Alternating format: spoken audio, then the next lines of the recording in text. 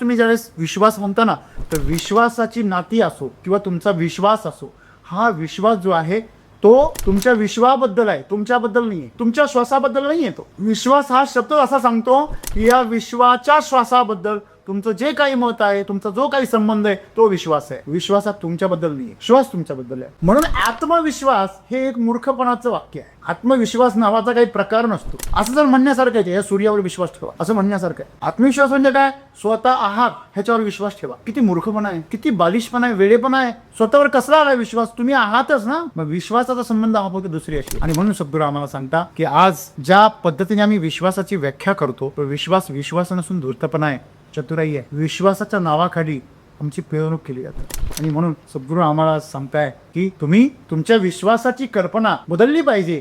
विश्वासाबद्दल तुमच्या डोक्यात जी कल्पना आहे, जी व्याख्या आहे, ती व्याख्या तुम्ही बदला. आणि विश्वासाची व्याख्या अशी आहे का तुम्ही कोणतीही अपेक्षा न करता ज्याच्याशी जोडलेले आहात, त्या जोडण्याला विश्वास असं म्हणतात. आणि तो विश्वास फक्त या सृष्टीशीच आहे, या योगामध्येच तो विश्वास आहे. आणि म्हणून आज जर आपण अपेक्षांच्या पलीकडे जाऊन जर जीवन जगलं, तर तोच खरा विश्वास, तोच खरा या विश्वाचा तुमच्यामध्ये असलेला श्वास आहे.